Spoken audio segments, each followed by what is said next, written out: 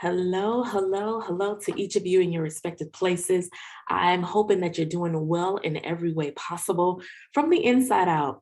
You are tuned in to Conversations in the Nick of Time. I am your host, Nikki Roach. It has been a minute.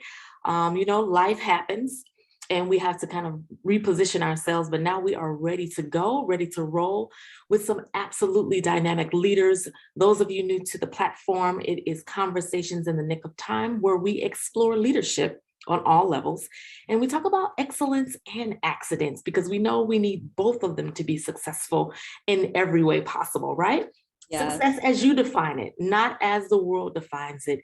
But today, after this conversation, I promise you, your level of success and what it means to live in that space will be elevated. I am just absolutely delighted to have with us. We've worked and worked and worked to get this timing together because this sister is always up in the air. You're going to get what I'm saying in just a moment. Claire Soares, how are you?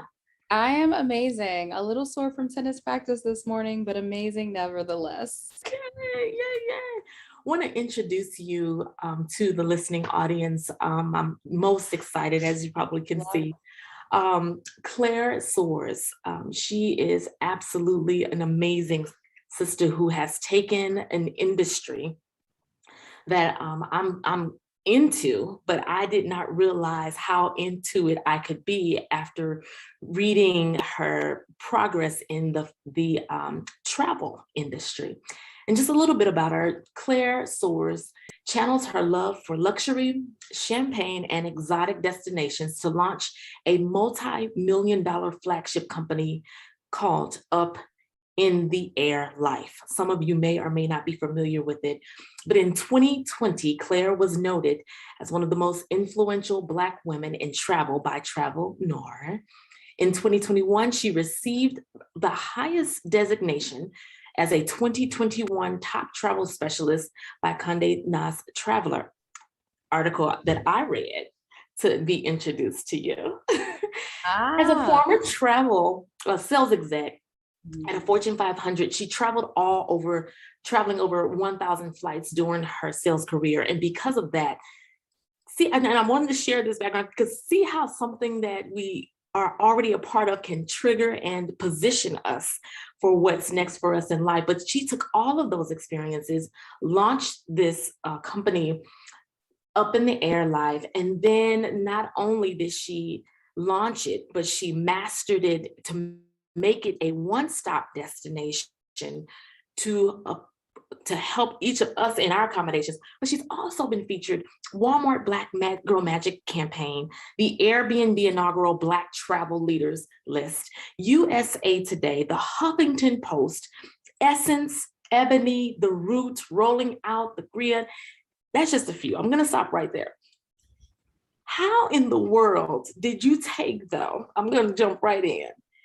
I know you traveled extensively, but what made you just say, pause, wait a minute, I could be doing some of this myself? Well, it was definitely like, I realized after traveling a lot, I was in these travel spaces, but everything was very centered around around budget in the Black travel space. So I would be in these travel groups and it was always about like the cheapest hotel, the cheapest hostel, the cheapest deal. And it was very centered around saving money for travel. But it was definitely clashing with my day job where we were staying at really nice places. We stayed at the W's, the Westins, the Four Seasons. And when we got our reward trips for work, we were staying at like Fairmont, these top Hyatt properties. I mean, things that were like 500 plus a night and getting handwritten notes from the CEO with, come to the Tiffany's table in the lounge and pick out whatever you want, or like, $200-300 gifts dropped in our room. And so I was having these experiences and I was like, it wasn't like congruent with what I was experiencing. And I was like, you know what? People like me also want to experience other things. Like there's nothing wrong with budget, but I feel like once you're working really hard and you reach a certain financial level, you definitely want to do more stuff. But the problem I feel like is a lot of us don't know people that are having these upper echelon or these more extravagant experiences. So we don't even know where to start. And so that's what birthed my company, is to basically bridge that gap where you see someone that looks like you at a safari, or, you know, drinking a glass of champagne in a Moet cellar, or going to these places. Because honestly, I do think representation does matter. And I know even for me moving abroad, I didn't move abroad until I saw Black women living abroad in Mexico. And when I saw that, I was like, oh, I'm moving to Mexico. Because everyone's like, why'd you move? And I'm like, I've been coming there for years. I have friends who live there, but until I saw Black women who look like me, doing everything I could possibly want, having families, married, children, thriving, that's what did it. And then you say all of these different things, and you are so right in regards to, yes, we travel, we being those of us of color, you know, many of us, there has been an increase, an influx of us in this travel space, especially over the last few years. But what's interesting is that, you know, myself being a traveler, love traveling. However, there has always been like, how do you get the best deal? How do you get the best package, which is usually not included or including those extras. But as you mentioned, those extras are things that you don't even know to ask for or to even anticipate. Now, once you get on a flight to go into, I had a chance to go over to Dubai, that's a whole nother level of flying. And when you experience that, you're like, I'm supposed to get back on United, not to shame. Right. But I'm just saying the exposure, but help us understand, because that exposure does change. It changes your lens. And then I also had the chance to go over to Greece, where everything is marble, and they literally come and bring your breakfast, and they come turn down and put chocolates on your bed, and you can get used to that. What is a myth though about like the money? Because people say, oh, I'm not there yet. So I think that so I don't think luxury travel is something that's really marketed a lot, or even luxurious things necessarily. It's not something that's usually marketed to Black people. I also think luxury is not really a term that Black people recognize. Like, I think for a lot of my clients, when they met me or when they met my company, they may not have considered themselves luxury or even like jive with that. That's why we say bougie travel, because if you Black, you get it. Bougie travel, that's what we called it. You know, I know sometimes we can have a negative conversation, but if I say bougie, they get it. We're the brunch girls. We're the people that want to stay at the really nice places, who want to be taken care of. What I think is very discounted and sometimes in our community is service. And that was something that when I was in this space, it was all about saving money and doing this. But what happened was, in those spaces, I feel like service and being treated how you deserve to be treated is something that was amiss with these companies. Like, they're giving the best deal, but you're not being treated right. They're not really thinking about the whole experience. It's pretty basic what they're going to offer you. And what I wanted to do is really center around the person. Like, I want to make, you know, one of our visions for the company that we say every day in our meeting is, we want to make our clients feel special. We want them to be able to show up without thinking about the details. So, you know, price is obviously going to always be a concern, but it's more about, I want all my clients to walk away feeling that we treated them amazing. I want them to feel like when they buy something, they can trust we're going to deliver. And that's something that we've always done. Like, my word, it's very important to me. I always tell my team, if we say something, we're going to have to do it. So be mindful of what y'all saying, what you say we're going to do, because I do think quality and customer service, like as a Black person, we don't always get to have great experiences. And so I want people to, like, as Americans, you only get 2 weeks, 3 weeks vacation. I want them to travel with us and really feel like they're being taken care of and we're feeding their soul. And I love the fact that you're truly tuned into the customer experience. And that's something that we usually don't tag on to, not in a way that is normalized. No, I'm going for the experience. I want to feel the experience, be a part of the experience. And with that, I'm telling you, like, some people will say like, oh my gosh, that may be a little steep in price. But when we're talking about, you're not talking about grabbing some girlfriends and going to Chicago. places that you're going. I know there's a few. I had the opportunity to sit in one of your sessions to go over the whole plan for Ghana. I sat in the Ghana one. I have tickets already, but because of COVID, I wasn't able to go. But I'm like, okay, let me sit in. And then I sat in another one. I believe it was the Greece. And even the presentation, you could tell there was careful thought to make even the presentation and experience to where it's like, wow, first of all, that's possible. And then second of all, look at this footage of and this video and this audio and testimonials of people that I hang out with. I caught that. Yes.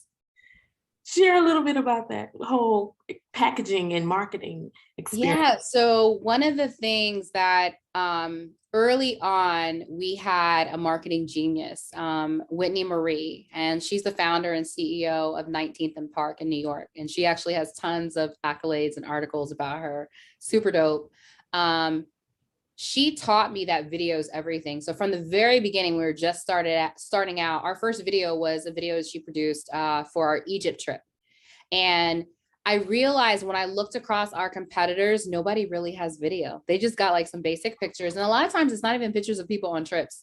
So it always makes me wonder, like, you're selling trips, but you're not even showing people on your trips in your photos. They're like stock photos. And so the way that I felt that I could take over the market is showing people videos of our actual clients on a trip. And so we invested a lot of money to have videos for every single trip. I think we're like more than 50% there out of 18 destinations. We have a few more. Actually, we're more than 50%. We have a few more we're going to knock out next year. But that video experience to actually show people is really what I think is key, because that visuals, I don't think anyone's reading your 5-page itinerary. They're not. I mean, I think our itinerary is maybe like 15 pages. People are skimming through it. They want to be Instagram. They want to be Instagrammable. They want to connect with their roots. They want to know that the hotel has slippers, turn down service, as you mentioned. They want to know they're taken care of. They don't want to have to worry about the details. And that's what we do. Wonderful. Oh, I'm telling you, this is just amazing. What would you say has been one of the top myths in regards to why people don't take advantage of luxury travel? I think the number one is they feel like they assume they can't afford it. They also think, oh, I'm not a luxury traveler. I don't relate to that. I don't need all that. I'm not spending a lot of time in my hotel room. And it's interesting it's the same thing when people say like, oh, I don't need to have business class. And I'm like, have you flown business class? Because if you haven't, I don't think you can say I don't need it. How can you say you don't need something if you've never experienced it? First of all, business is a game changer, especially you're talking about a 24-hour experience. You're talking about being able to lie down, being able to have this amazing food, enjoy drink, but more so being able to be well rested and landing in your destination refreshed. It's a huge difference from sitting in an economy seat and being exhausted when you land. And so I just think people just they haven't experienced it and they don't even know. But I definitely know, like, our retention rate is like over 30% at this point. So there's a high degree of clients that once they experience it, they're like, oh yeah, this is easy. Like, I know I'm booking multiple trips. Interesting. Very interesting. So when you have, say for instance, you have a trip coming up, let's walk our listeners through it. You have a trip that's coming up and you pick one that you have going on right now. What happens? Okay. So one of our big trips coming up next year is Croatia Yacht Week. That's one of our signature trips. But it's not the Croatia Yacht Week people read about. It's Croatia that we charter a mega yacht. We have our own DJ who is spinning hip hop, R&B, soca, everything for the 7 days straight. Croatia. Right. And so when the trip opens, clients are able to book with a small deposit. I think right now, if you watch the webinar, it's like $1. And then the next month, your payments are typically around $300 a month. And we auto debit your payments every month until you're paid off. There's nothing you have to do. And then we have meetings with clients a few months before the trip. There's also full documentation, like a welcome document that tells you all about where you're going. We also have Amazon pages to shop so that you already know where to shop. And then we have WhatsApp groups when we get closer to the trip to actually engage. And so people just need to show up. We pretty much ask you what you like to eat, what you like to drink, and then all the menus are pretty much set up according to what you've requested. And so Croatia is a really great one that a lot of clients who went in 2019, they all said they wanted to go again. So we added another week. So we have 3 weeks this year. And they basically bought out the boat. 50% of the boat from people that already went on the trip are coming again because they know like it's an amazing trip. So you're saying 3 weeks, you're going to be on the trip for 3 weeks? I'm not going to be on it, but our company will be on it. We have a mega yacht for 3 weeks next year in Croatia. Okay. And then when you have those set dates, are those pretty much you're locked into those dates when your group is going to, okay. Yeah. So like for Croatia is a good example. Almost all the destinations have 2 weeks, more than half of them. And so once you're registered for a week, you can always switch to another week if you want, if you have friends, or switch to another trip if you'd like to as well. But yeah, Croatia is pretty amazing. I mean, that's one of the trips, most popular trips. Another most popular trip I would say is Egypt. Egypt and South Africa are our most popular trips. I think both of them are just so amazing. They include so many different destinations. South Africa is Johannesburg, a safari, Cape Town. So you're doing like wine country, you're doing safari vibes. And then you're also doing like the vibe in urban city of Johannesburg with Soweto, where Mandela's house was. So it's just filled with so much. Mm-hmm. And then Egypt is just like one of the beginnings, some of the beginnings of one of the strongest civilizations that were African, and so many kings and queens that you get to learn about luxury down the Nile and in Cairo. It's just a lot to take on. I've been on that trip for 4 years, and each time I learned something new, and I still in the back of my head is like, oh, maybe I'll go this year. Maybe like I'm thinking about it. I'm not sure, but I'm thinking about it. This is amazing.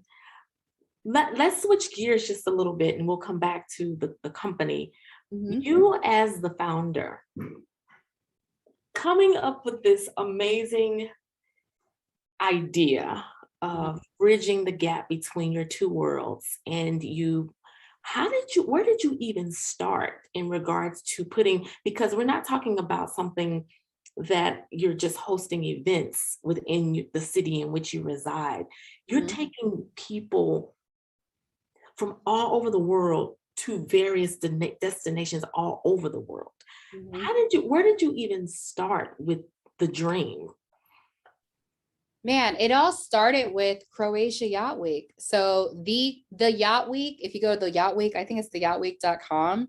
Okay. That was our first trip. I went on Yacht Week I saw the video for Yacht Week. I wanted to go, and that was the first trip we hosted. And so it's these little tiny Beneteau sailboats, and you go with like hundreds of people from around the world. And I wanted to go. My friends were like, Claire, you should organize this. And that was the first trip of Up in the Air Life. And so we did that trip. That is not a luxury trip. It's literally like camping. But your friends recommended you put it together. Yeah, in a travel group, they were like tagging me like, Claire, put this together. And that was our first trip. And then the second trip we put together was like Colombia. And then we went to Mexico. And so I was really figuring it out. One of the things like I always tell people when they're creating something is be okay with just taking the first step. Okay. What Up in the Air Life today is not the same of what it was 5 years ago, or even 8 years ago, or even 3 years ago. It's different. Like your concepts, your thoughts are going to be fine-tuned. They're going to shift. They're going to change. And literally, like I took that concept of creating this trip, and that was the beginning. We also used to have, before COVID, a whole event program where we had people strategically in all the major metropolitan cities in the US that would host lifestyle events. So we had a whole team hosting stuff at the horse races or at an Ethiopian wine stuff. And so there's been amazing people on my team that believed in this vision, and they played a huge part of making it for what it is today, for telling their friends, for coming on the trips.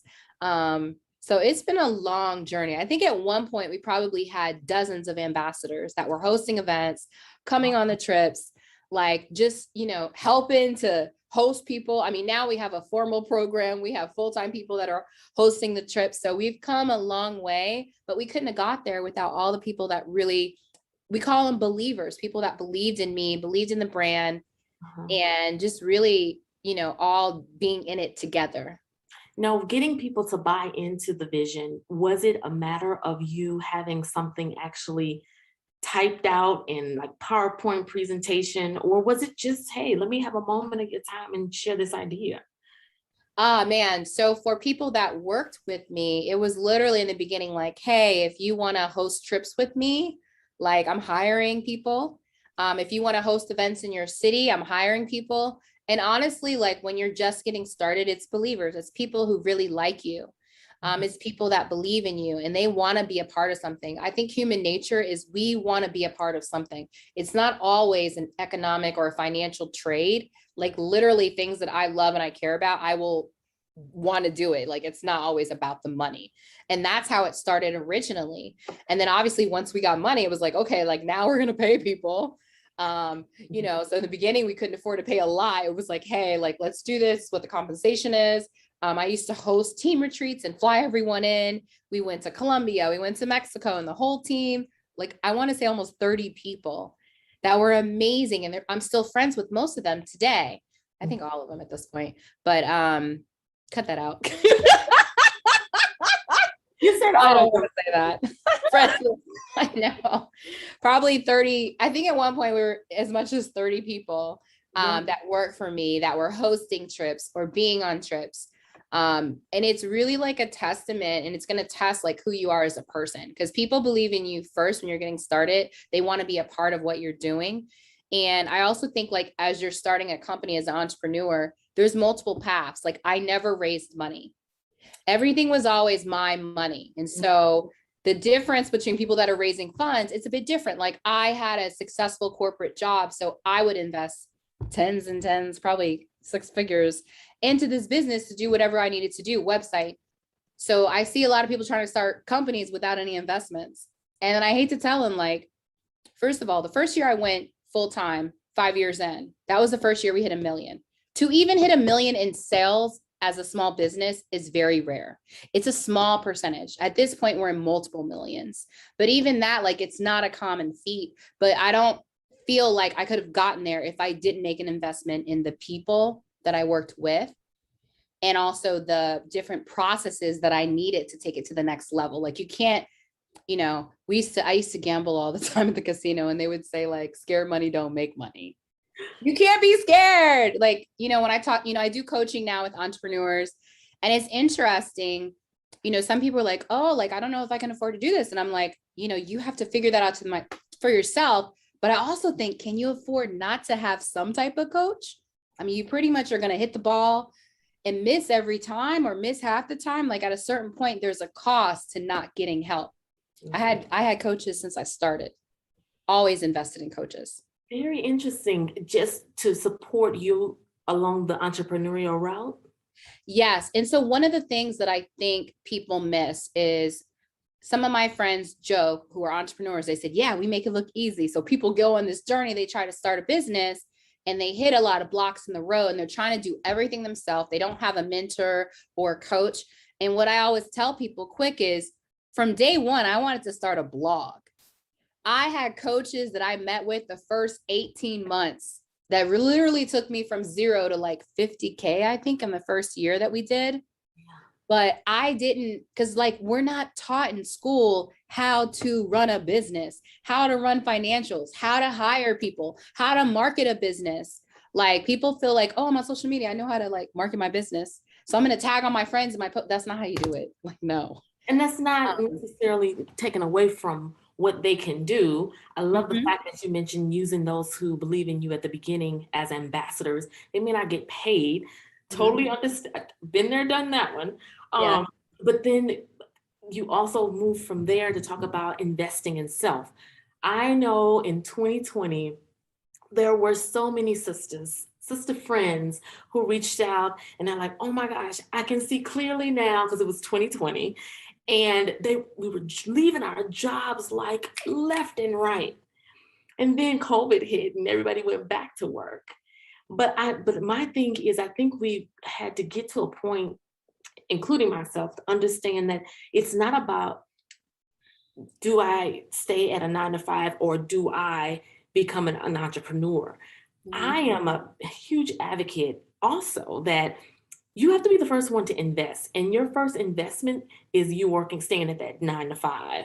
And you find ways to even allow that 9 to 5 to equip you with some skills, and you volunteer Listen, stuff that will help you with your company, and also to network with people that you wouldn't be able to cross paths with. So you have to be strategic. exactly. What other things along that line could you share with us? I always say your 9 to 5 is your first investor. Yeah, It's your first investor. So I always tell people, like, you need to think about, what is the one thing that's going to help you move to the next level. Mhm.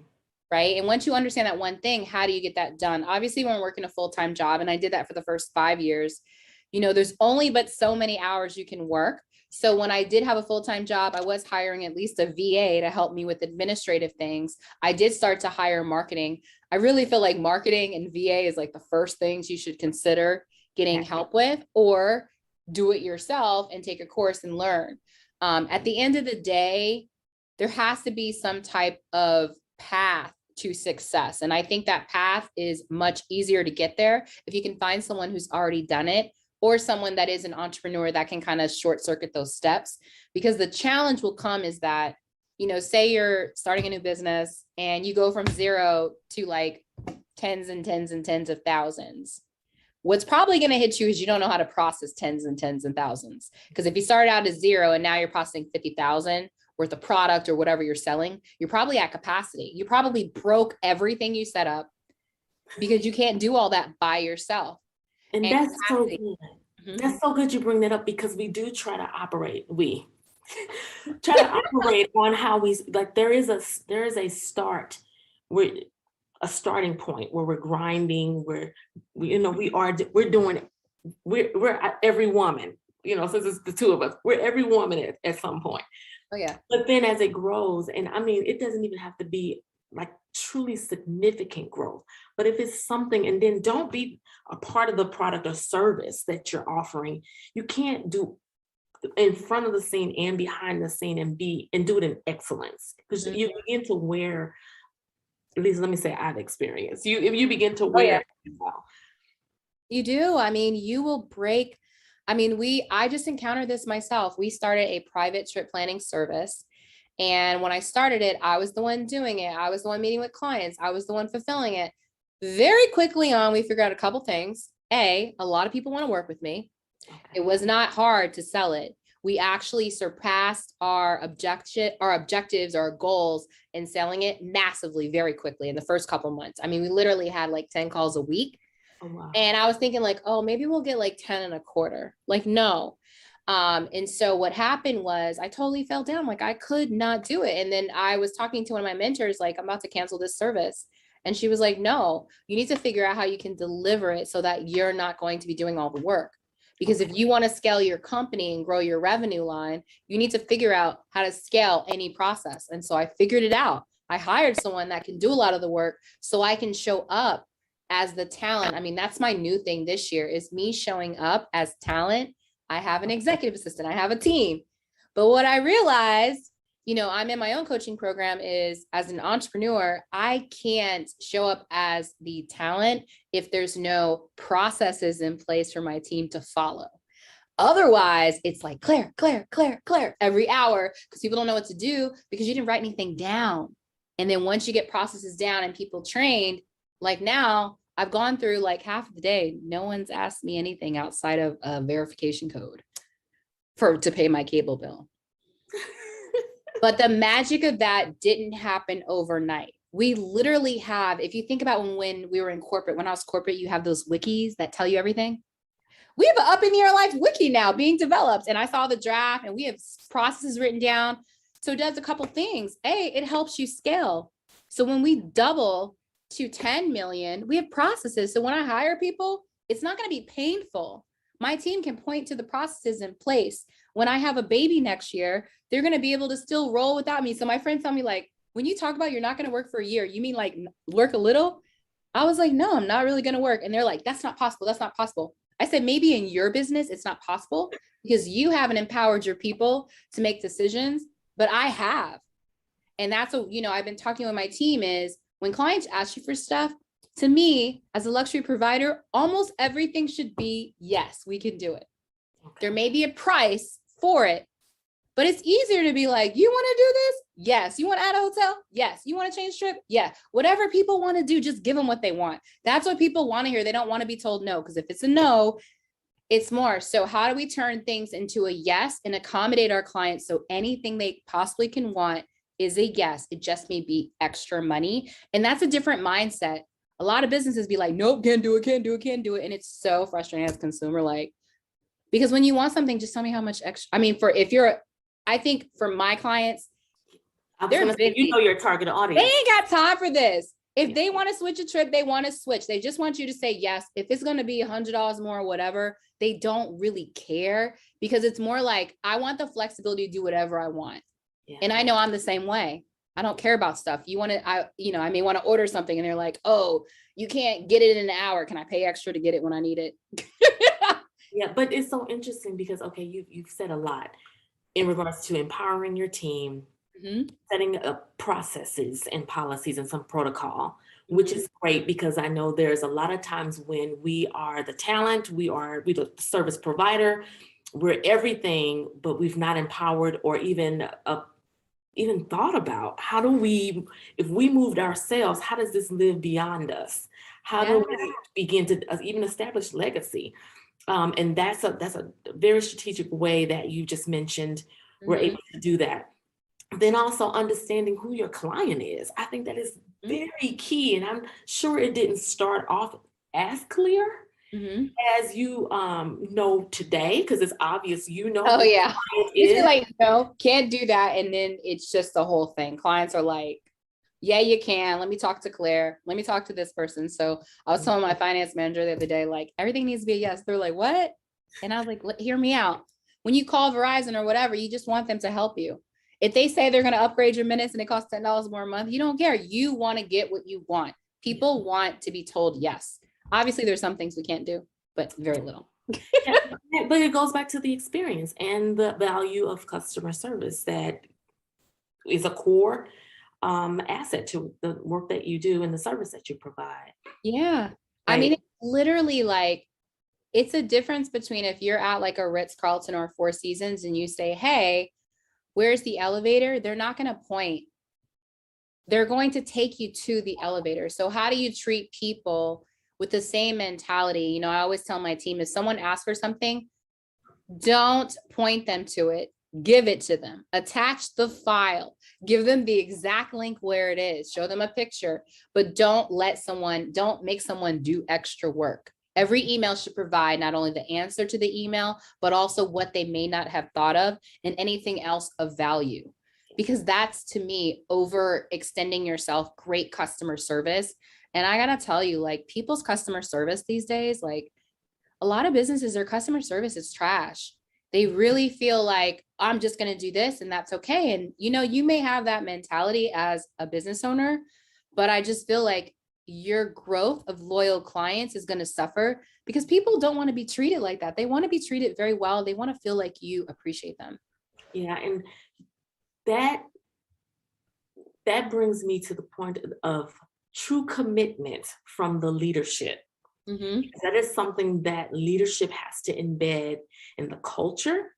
And I don't care how small your company may be or how large it may be, it has culture. And it has a feel. It has a thought. When people mention just the name of it, there's a feeling, there's a mood, there's an experience that bubbles up. And I think leaders have to be aware of that. Great point.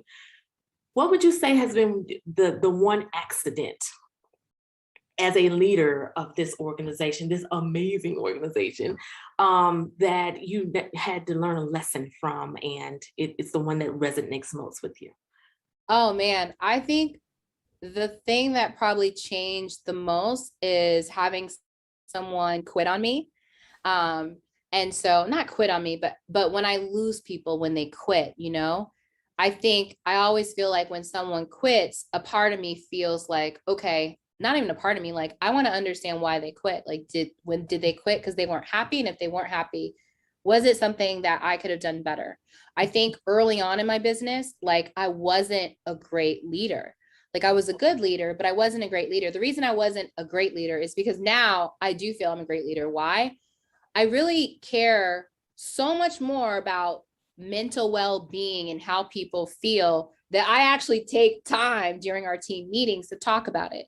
Okay. I share, and so I really, you know, before I came from a corporate structure, and it's very much like go hard, go home. Yeah. I definitely have shifted. So I do talk to my team about flexible work schedules. I tell them about how the day before I went to the pool at 3:30 and hung out at the pool from 3:30 to 7. And then I came back and I finished my work. I talk about how when I don't feel well, I'm not working, I take off. And I suggest they do the same.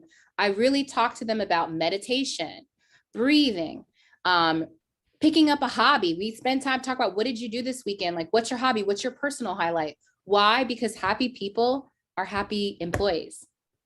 When I was in corporate, I don't feel like it was enough emphasis about my personal life or support for me to have things outside of work. It was very much like work, work, work, work, work, work. This is the way it is.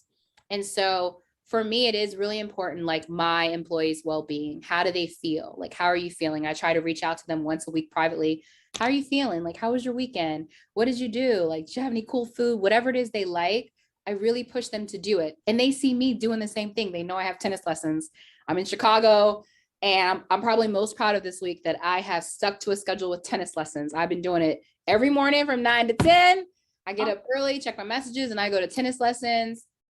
And I'm doing this. And my team is always telling me, like, how are you doing it? Like, you're hanging out with friends, you're getting a lot of work, you're always available. And I told them, like, it's not easy. Like, some days, yesterday I was in bed half the day, sleeping and resting. I think people downplay rest. They feel like I'm not productive. Actually, you are. And what my saying, you can't give what you don't have. No, when you're on E, your It decision. shows. If you think you may be plowing through and doing some great stuff, but I'm telling you, you can people know when you are not centered. Oh yeah. Oh yeah. I know. Now tell us just briefly a little bit about the coaching company that you launched. Yeah. So during the pandemic, that was awful. Let me tell you, having a travel business during the pandemic, I wouldn't wish that on my worst enemy. Literally, to go from like 6-figure months to zero was very earth-shattering, mind-blowing. And I think I cried every day for almost a month. I had to increase my therapy. And the hardest part for me was I quit a very lucrative job to do this. And you know, I felt like at one point every week someone was expressing how disappointed they were that they couldn't travel and that they wanted refunds, even though they had agreed to non-refundable terms, even though we had this worked out that we would reschedule. You know, it was a lot dealing with people and trying to like walk them through, like it might be a year, and explaining to them why these vendors that we paid money that we got from them like aren't going to give a refund, you know? And so that was very difficult. And so during that time, I did not lay off one person. And so instead, I created another business. Sometimes I feel like maybe I should have shut down and took a break for myself. But I created a coaching business because I wanted to work with entrepreneurs. And so now I coach entrepreneurs. I do group coaching programs. I also do entrepreneur retreats. And I also do private one-on-ones where I help entrepreneurs with the marketing, the sales, the customer service, the building a team, and all those things to get you from zero to like millions. Yeah. Now, what would you say is the most popular request for those who have already experienced your coaching? Oh, I feel like marketing is like the biggest struggle people have is marketing. Also sales processes, having a funnel. Sales funnel is like this scary marketing term. And so one of the things I've always been good at is teaching. So teaching people like, how do you create a funnel? In other words, what a funnel is when someone goes to your website, what is the path for them to buy from you?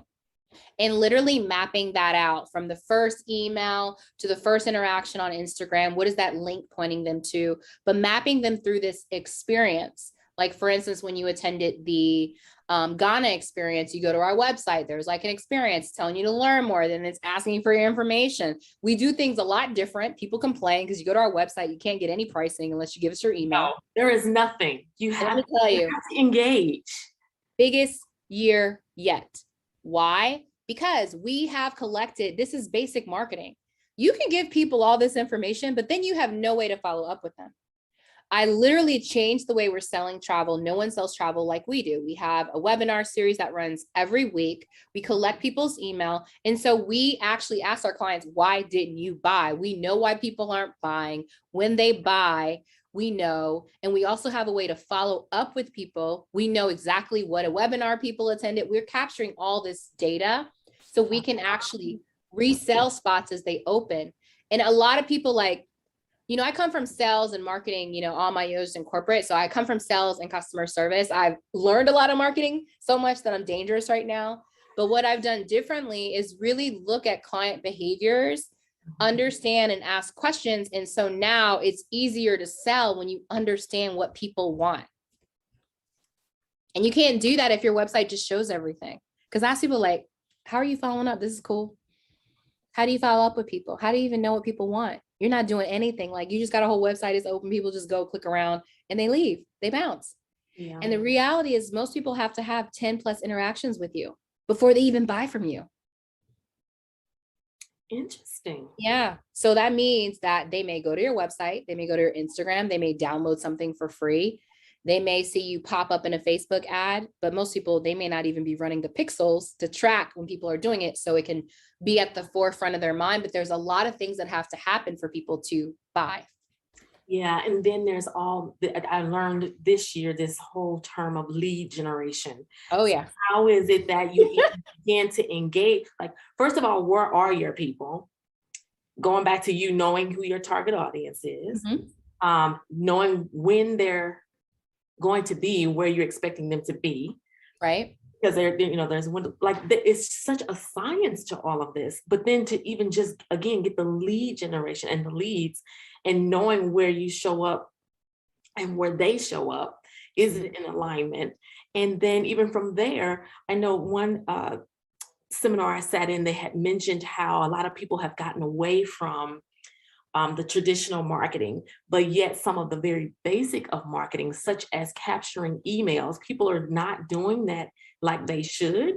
And they said that is the number one thing, because people would rather you directly message them and directly get in touch with them, because it's more personable, but it's also more intentional because it's in my inbox. It's not me going after something. Absolutely, absolutely. Our last launch, we did not post a single thing to Instagram outside of a list of where the trips were. We didn't post every day. We did a 2-week launch, well over 1 million. And so I created this term called a silent launch. It's not something people talk about. A lot of people talk about, oh, you got to do this, you got to do this, you got to post here, go to Twitter. And every day. Right. And the thing is, I'm learning there's more way than one. There isn't one way to be successful. There isn't one way to make 1 million. There's 1 million ways. And so whatever you're doing, lean in to what you're good at. And that's going to be your secret sauce. Yeah. And then hire help, people that are smarter than you. Right. So as you begin to move forward and we are starting to see things relax a little bit in the world, or at least parts of the world, what are you most excited about? Having this baby. I am most excited about having a baby next year and really just enjoying more of life. I've worked tremendously hard the last decades. And I'm looking forward to enjoying my life now and smelling flowers now and raising a child and, and having my family. And so that really brings me the most joy. Like, I've done the whole go hard, go home all the times. And so for me, it's about leaning into my personal brand, I want to be keynote speakers at events. I really want to talk to people, inspire them.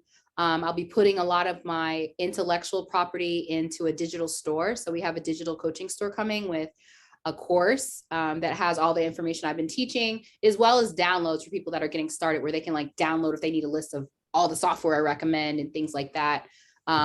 Just getting that down. I mean, I really want to have time to spend with the baby, time to spend with my family, and just enjoy life. Like, I feel like there's an overemphasis of being productive. Let me tell you, I'll be productive eating at the hottest club or being on the nicest rooftop with my baby or my family. Like, it'll be great. I have to ask this question Mhm. because I know someone listening is probably like, oh my gosh, she's at the height, somewhat at the height of her, travel company. She's launched this coaching company that actually is being embraced by many. And that the word is just kind of trickling out. It's almost like a drip campaign you have going on around that, because it's almost like you had a cohort, and now those cohorts are telling others, and now the demand is there, and you're going to introduce a baby in the middle of all that. Mm-hmm. Absolutely. You know why? Because when you build a business that goes and runs outside of you, the business can still run without me necessarily dipping my hand in everything. And so that's the difference when you think about these large brands like Marriott. The Marriotts aren't necessarily working at the Marriott every day. To my knowledge, I don't think they are. I don't think. And so for me, it's about building a business, not being a solopreneur. Solopreneur, if that's what you want to do, been there, done that, it's great. Like, I'm past that. I have a full team in the back office, a full-time marketing manager, a full-time executive assistant. I hired people who are believers in what I'm doing to help execute, and giving them opportunities to basically be effective and be productive and be excited about coming somewhere that they believe in. And yeah, for me, I'm prioritizing, doing what I want to do, which is more time for family. Again, like, it doesn't mean I'm not going to work, but I'm definitely retiring in the next couple of years. But retirement to me means working on what I only want to do. And it means no more like, sometimes I am up at 7 a.m. or even 3, 4 in the morning, and I go until 8. That's not how I want to live the best years of my life. Yeah. I want to be able to look back and know, like, for the time my parents have left, maybe 20 years. If I'm being honest, people usually are, I don't want to be morbid, but people got to like 60s, 70s these days, it seems like. And so I want to spend time with them. I want to have memorable experiences and not of them in wheelchairs. And I think that is just commendable of you, because a lot of times we have the mentality to chase, to get, to capture more, and then even more than the more. It never stops. I know, but I know some life happened, different life occurrences happened on this year, for me and a whole bunch of people that I'm aware of. And once you begin to really understand what it is that you really want. And, there's a dear friend of mine, Jade Harrell, that says, determine what the life is that you want, and to build your life around that idea, but also say no to everything that's not it. Yes. And that doesn't get you there. And so I hear you saying that without apology. And I think that is amazing, because we don't hear enough of it. Again, it's, oh, I'm doing this, I'm busy, I'm this, and busy is not being productive. Busy is not making really things happen. It just means you've not been responsible with your time to be busy all the time. I've been busy for most of my entrepreneurial life. Too busy to hang out with friends, too busy to show up for family. And that's changing. Like, I am like, this year I've started prioritizing. My friends got an event somewhere, I'm going.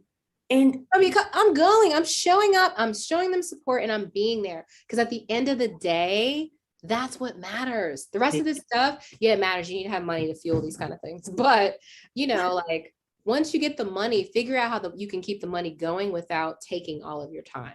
Yeah. That's the hard part. Yeah. It's man, this is just so good in regards to, so many key lessons. And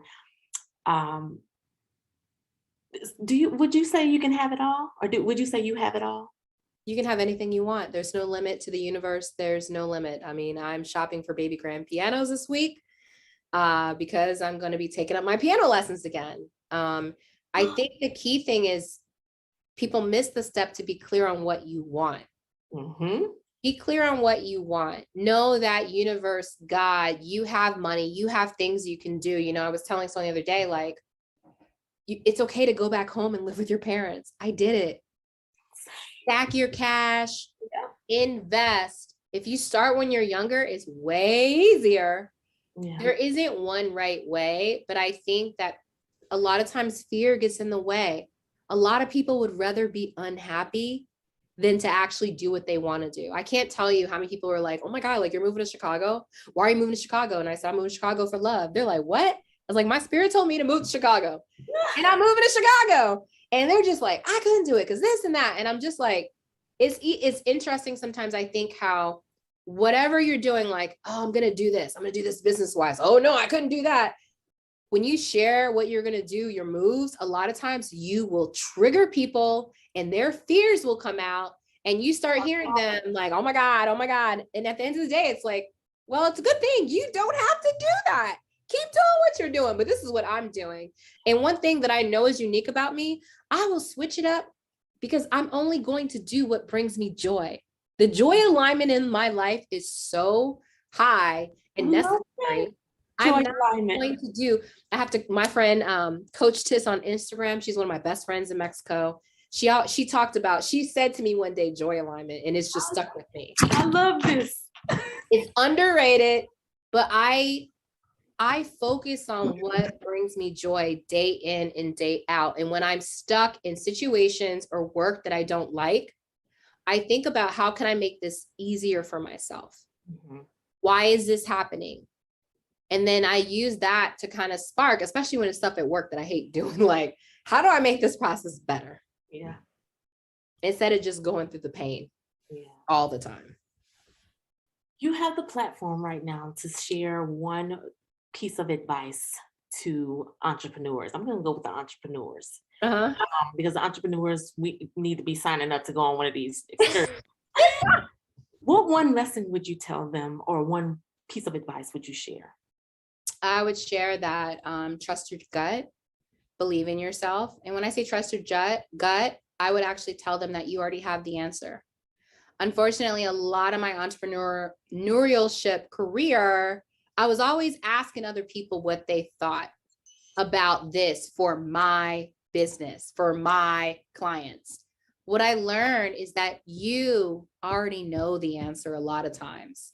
And you're trying to get someone else to buy in or co-sign in it. Validate. And obviously some things you don't know about, but I'm talking about those things that you already know. You already came up with the plan of what you want to do. Just do it. Stop asking everybody. I saw Ronnie Brown post today, like somebody flushes stuff down a toilet and they got 1 million followers on TikTok. So it's like, you may think, oh, people tell me travel industry saturated. No, it's not. Nothing is saturated because you are the secret sauce. You are that special thing. And nowadays people are buying because of the brand, the story, the who you are, what they connect with. And so don't be afraid to lean in on that and do it. And the worst thing that can happen is it doesn't work out. Guess what? We can always go get a job. Plenty of jobs. I can always go back and work for somebody. And entrepreneurship isn't like this 7th level. It's not better than working for someone. It's just a choice.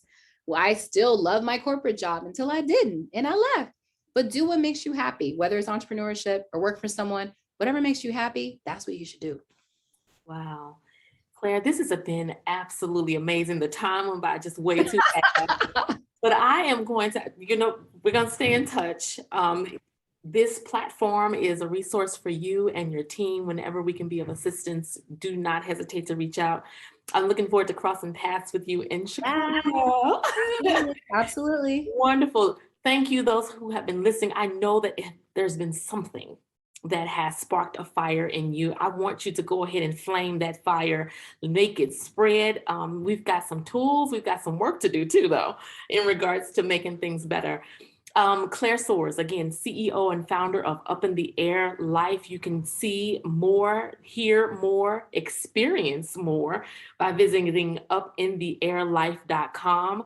And you can get more information also about the trips, but and also about the coaching. I know some of you may want to be, I'm sure, interested in that to learn more, even if not, as she mentioned, not sitting in a course, but also downloading. So keep your eye out for that. But definitely make sure you go and check out some of those excursions and those trips. Your life will be forever changed. Trust me. Absolutely. You can follow me online on Instagram. On Instagram, I'm Claire B. Soares, CLAIRE B. Soares, SOARES. Yes. Wonderful. Thanks so much. Want to thank all of our listeners. Thank you, our sponsors, KSTL 690, Jubilee, Sparkman Pathway to Careers, and Covenant Exchange LLC. Thanks, everyone. I'm your host, Nikki Roach. You've just witnessed another conversation to help you out in the nick of time. Be good, be safe. Remember, you already possess everything you need to be successful.